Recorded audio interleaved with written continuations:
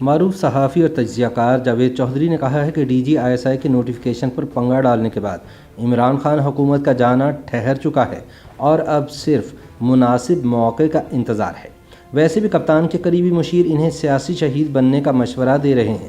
طاقتور حلقوں کا خیال ہے کہ عمران خان اقتدار سے باہر نکل کر بولیں گے اور جو کہ ملک کے لیے خطرناک ثابت ہوگا، چنانچہ اس خدشے کا کوئی مناسب حل تلاش کیا جا رہا ہے جو اب زیادہ دور نہیں۔ بقول جاوید چودھری، حال ہی میں منظر عام پر آنے والی نعیم الحق اور مفتی سعید کی تازہ ترین آڈیو ٹیپس اس حل کا ابتدائیہ ہیں اور آگے جاری ہونے والی ویڈیوز اس کا نقطۂ انجام ہوگا۔ یہ حل جس دن مکمل ہو گیا اس دن وفاق میں بھی بلوچستان جیسا انقلاب آ جائے گا، یعنی پارٹی اقتدار میں رہے گی لیکن لیڈر بدل جائے گا۔ اپنے تازہ سیاسی تجزیے میں جاوید چودھری کا کہنا ہے کہ ورلڈ بینک کے سابق ملازم اور اسٹیٹ بینک پاکستان کے موجودہ گورنر رضا باقر کا بنیادی مشن ملکی معیشت کا جنازہ نکالنا ہے اور اسی لیے انہوں نے پاکستانی معیشت کے ساتھ وہی سلوک شروع کر رکھا ہے جو موصوف سال 2017-18 میں مصر کی معیشت کے ساتھ کر کے آئے تھے۔ مصر میں بھی رضا باقر کی ورلڈ بینک اور امریکہ نواز پالیسیوں کی وجہ سے ڈالر حکومت کے ہاتھ سے نکل گیا تھا اور پھر روزانہ کی بنیاد پر پرواز کرنے لگا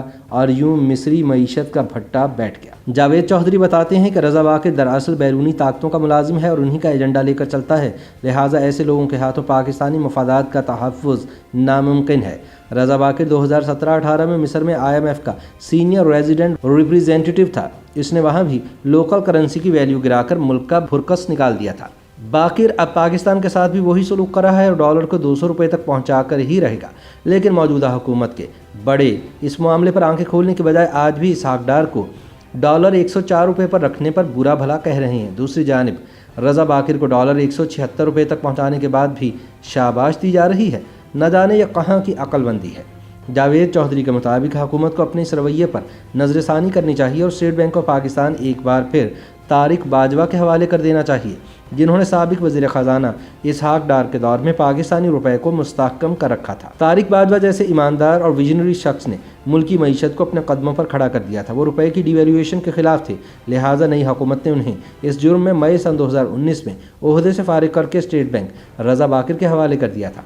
بقول جاوید چودھری، اسحاق ڈار حکومت کے دشمن ہی صحیح، لیکن یہ اپنے دور میں معیشت کا پہیہ ٹھیک چلا رہے تھے۔ حکومت کو چاہیے یہ اسحاق ڈار والی معاشی پالیسیوں کو اپنا لے تاکہ ملک ایک بار پھر سنبھل جائے۔ جاوید چودھری کہتے ہیں کہ حکومت کو یہ بھی مان لینا چاہیے کہ برآمدات بڑھانے کے لیے ڈالر کو 176 روپے پر لے آئی، لیکن برآمدات بڑھنا تو دور، درآمدات میں بھی اضافہ ہو گیا، قرضے بھی بڑھ گئے اور مہنگائی نے بھی ماضی کے سارے ریکارڈ توڑ دیے، لہٰذا پھر عوام کو حکومت کی معاشی پالیسیوں کا کیا فائدہ ہوا۔ حکومت کو اب اپنی غلطی کا ادراک کر لینا چاہیے۔ موجودہ حکومت بار بار فارن ایکسچینج ریزروز کا کریڈٹ لیتی ہے۔ پاکستان کے فارن ایکسچینج ریزروز اس وقت 24 ارب ڈالر ہیں اور یہ ریکارڈ ہے، لیکن سوال یہ ہے کہ عوام کو اس کا کیا فائدہ ہو رہا ہے۔ یہ بالکل اسی طرح ہے کہ جس طرح گھر میں کھانے کے لیے روٹی نہ ہو اور گھر کا سربراہ الماریوں میں نوٹوں کے انبار لگاتا چلا جائے۔ قوموں کو ریزروز بھی بڑھانے چاہیے لیکن عوام کے ریلیف کا بندوبست بھی کرنا چاہیے، اور ہمیں بدقسمتی سے یہ ماننا ہوگا کہ عوام سر دست حکومت کی ترجیحات میں شامل نہیں ہے۔ جاوید چودھری کہتے ہیں کہ حکومت سے جب بھی مہنگائی کے بارے میں سوال کیا جاتا ہے تو یہ ضروریات زندگی کی قیمتوں کو عالمی انفلیشن سے کمپیئر کرنے لگتی ہے۔ یہ بھی حقیقت ہے کہ کورونا کی وجہ سے پوری دنیا میں مہنگائی میں اضافہ ہوا ہے، لیکن حکومت پاکستان یہ بھول جاتی ہے کہ یورپ میں کم سے کم تنخواہیں کتنی ہیں۔ پاکستان میں مزدور 18 سے 20 ہزار روپے ماہانہ کماتا ہے، جبکہ یورپ میں کم از کم اجرت 1500 یورو ہے اور یہ پاکستانی روپوں میں 3,05,000 روپے بنتے ہیں، اور ہمارے ملک میں فیڈرل سیکرٹری کی تنخواہ بھی اتنی نہیں ہوتی۔ چنانچہ آمدنی یورپ کے مقابلے میں 14 گنا کم اور قیمتیں یورپ کے برابر۔ یہ کہاں کا انصاف ہے اور عوام یہ ظلم کہاں تک برداشت کریں گے؟ حکومت کو یہ بھی ماننا ہوگا کہ اس کی بیڈ گورننس اور مس مینجمنٹ اب ملک کے تمام اداروں کو متاثر کر رہی ہے۔ آج سے 3 سال قبل غربت صرف غریب شخص تک محدود تھی، لیکن یہ اب امیروں کو بھی متاثر کر رہی ہے۔ امیر بھی اب ملازمین کا بوجھ برداشت کرنے کے لیے تیار نہیں ہے اور یہ ٹرینڈ خطرناک ہے۔ ہمیں یہ بھی ماننا ہوگا کہ پاکستانی تاریخ میں پہلی بار حکومت کی غلطیوں کا خمیازہ فوج کو بھگتنا پڑ رہا ہے۔ لوگ اسلام آباد والوں کی حماقتوں پر راولپنڈی کی طرف دیکھتے ہیں۔ بقول جاوید چودھری، وزیر اعظم، وزراء اعلیٰ اور وزراء سر عام کندھے پر ہاتھ رکھ کر اپنی غلطیاں ریاستی اداروں کے کھاتوں میں ڈال دیتے ہیں اور ریاستی اداروں کو اس کا شدت سے احساس ہو رہا ہے۔ عوامی رائے اور معیشت اب انہیں براہ راست متاثر کر رہی ہے اور یہ اب حکومت کو بلا وجہ سپورٹ نہیں کر رہے ہیں۔ جاوید چودھری کہتے ہیں کہ مجھے محسوس ہوتا ہے کہ بلوچستان کی تبدیلی پنجاب اور وفاق پر بھی اثر انداز ہوگی اور حکومت کا ہر آنے والا دن مشکل سے مشکل تر ہوتا چلا جائے گا۔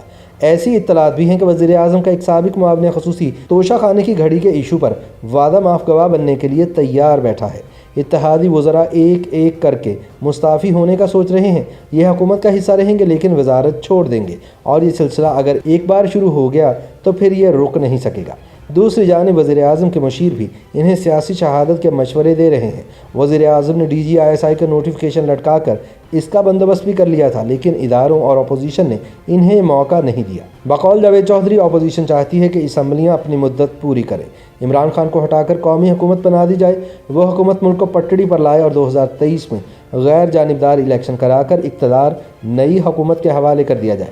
لیکن میں اب ایک بار پھر عرض کر رہا ہوں کہ عمران خان کو جتنا اقتدار میں لانا مشکل تھا، اس سے کہیں زیادہ مشکل انہیں نکالنا ہے۔ طاقتور حلقوں کا خیال ہے کہ عمران خان اقتدار سے باہر نکل کر بولیں گے اور ان کا بولنا ملک کے لیے خطرناک ثابت ہوگا۔ چنانچہ اس خدشے کا کوئی مناسب حل تلاش کیا جا رہا ہے اور یہ حل اب زیادہ دور نہیں۔ بقول جاوید چودھری، حال ہی میں منظر عام پر آنے والی نعیم الحق اور مفتی سعید کی تازہ ترین آڈیو ٹیپس اس حل کا ابتدائیہ ہیں اور آگے جاری ہونے والی ویڈیوز اس کا نقطۂ انجام ہوگا۔ یہ حل جس دن مکمل ہو گیا اس دن وفاق میں بھی بلوچستان جیسا انقلاب آ جائے گا۔ پارٹی اقتدار میں رہے گی لیکن لیڈر بدل جائے گا۔ YouTube پر گوگلی نیوز دیکھنے کے لیے youtube.com کی سرچ بار میں گوگلی نیوز TV ٹائپ کریں۔ گوگلی نیوز کے پیج پر سرخ رنگ کے سبسکرپشن والے بٹن پر کلک کرنا نہ بھولیے۔ YouTube پیج پر اپلوڈ ہونے والی ویڈیوز سے باخبر رہنے کے لیے بیل آئیکن پر کلک کیجیے۔ آپ کو ہر نئی ویڈیو کے بارے میں نوٹیفیکیشن موصول ہو جائے گا۔